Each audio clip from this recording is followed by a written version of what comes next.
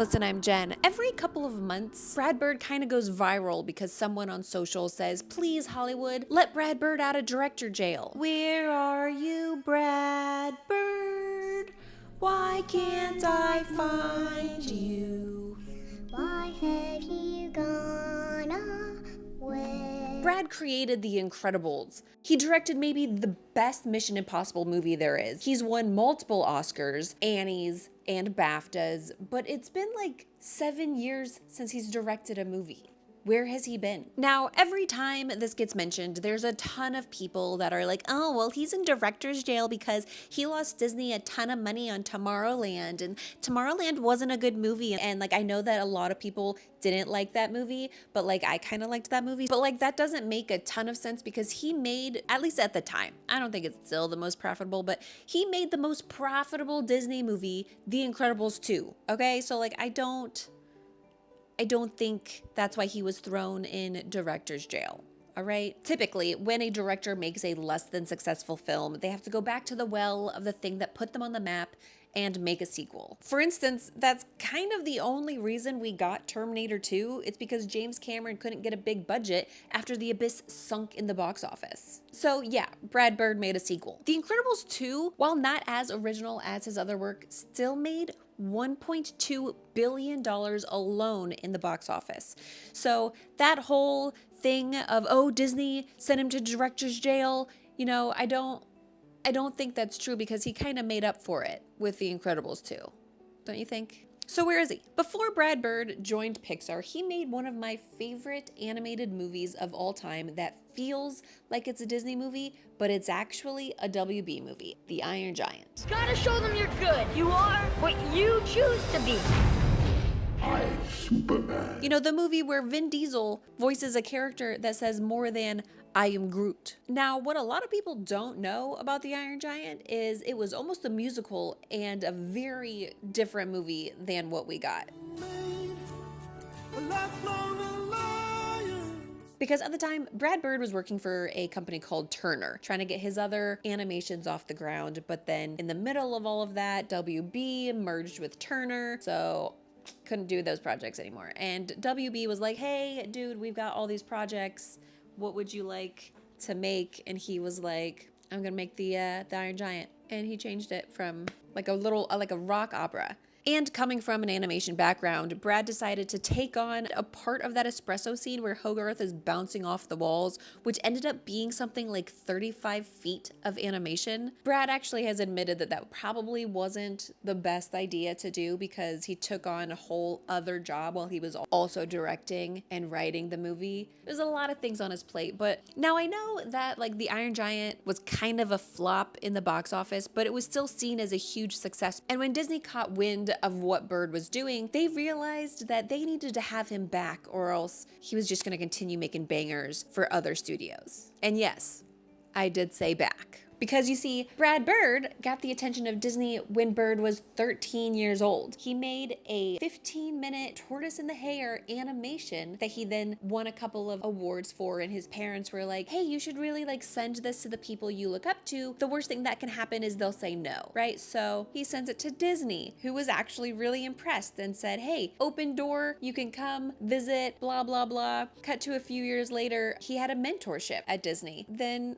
he got fired. In his own words, he said that he was a little bit too opinionated in how he thought things should be done there, and they did not appreciate that. So they sent him on his way. But now that he was successful, they wanted him back.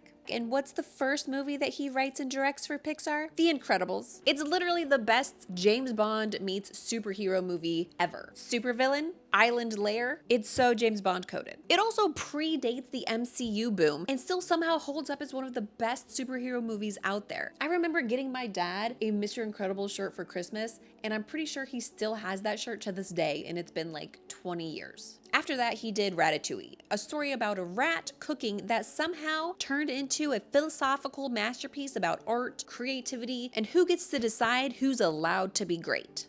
But then, one night, while Brad Bird is just chilling at home watching a movie or something, he gets a text from his buddy, J.J. Abrams, and all that text says is, mission. And that, my friend, is how Brad Bird stepped into live action and gave us Mission Impossible Ghost Protocol. But coming from the world of animation, he was used to having loads of time for prep and previs, but that is not how Mission Impossible movies were made. But one thing Brad brought from his animation background was the goofiness and fun, which is why he had almost every high-tech gadget fail in that movie, including the glue gloves. Everyone freaking loved Ghost Protocol, and they even asked him to come back for Rogue Nation. He said no. Still upset by that. You wanna know what else he turned down?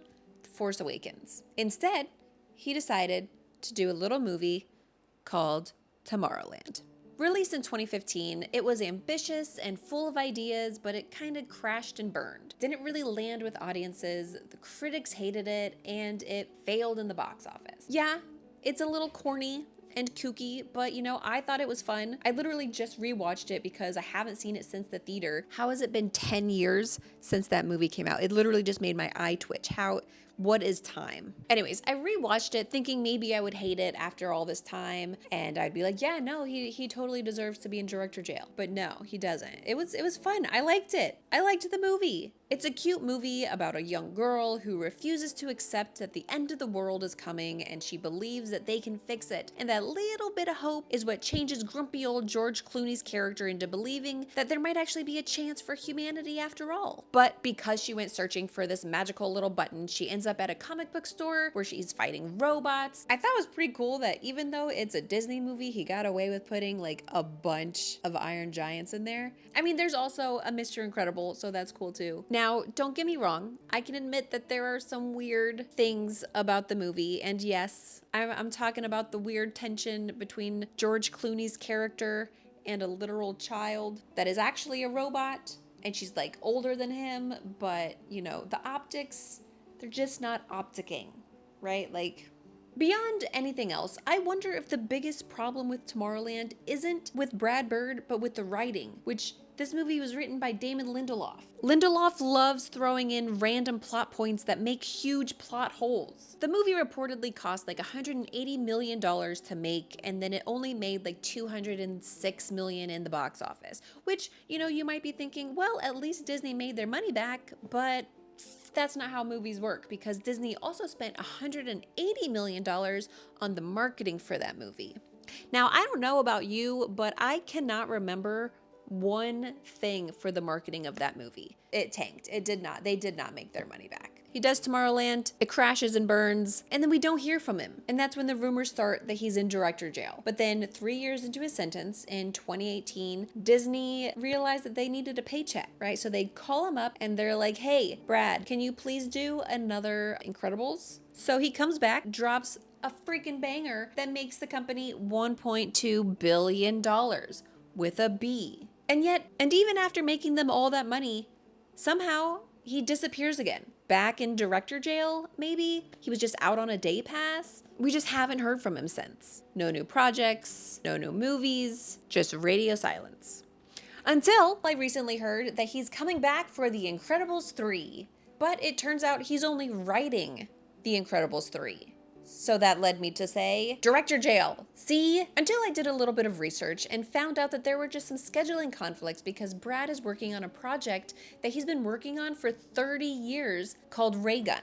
It was originally going to be a hand-drawn animation, but has since been announced that it's going to be CG instead. It's been in production with Skydance Animation for the last couple of years. Originally, they had a deal with Apple, but that fell through because Apple was scared of the budget being $150 million. Then it kind of went back into production hell until Netflix came up and was like, hey, we'll do a deal with you, and it's going to get a release in 2026. It's finally coming. 30 years in the making, and I can only imagine how excited Brad Bird is to finally have this project come to fruition. And if you're thinking that maybe he just wanted to take a step back from doing live action, that's not true either, because there's been a project that he's been trying to do again for decades called 1906, based on a book by James D'Alessandro that is about the San Francisco fires and earthquakes that happened in, you guessed it, 1906. But here's the thing, is 1906 still in development hell? Because it was referenced in an article from the Hollywood Reporter, but then was later removed from the article, so we're not really sure what's going on with that. But according to IMDb, it has both WB and Disney listed as production companies for the film, which made me dig a little bit deeper because could that be true? Disney and WB working together? Then I found an article on Collider. Mentions that 1906 was going to be Pixar's first live action movie in collaboration with WB, but the production has since stalled. Whether that's because of budget reasons, because this movie would allegedly be at least $200 million, or if there's some other unknown reasons. Brad has said that getting it in a movie-sized box, the story is too big. But then he's also said that doing it for TV, you're missing the scale of the motion picture. So he's trying to straddle these two worlds and figure out how to make this project work. I even tried reaching out to Brad Bird's reps to see if maybe I could find out some information, but I, of course, didn't hear back. All this time, people have been saying that Brad Bird has been in director's jail, but I think the dude was just taking some time off to focus on his passion projects, getting things off the ground that he's been working on for his entire career. And I don't know about you, but I'm excited to see what comes next. Where are you, Brad Bird? Why can't I find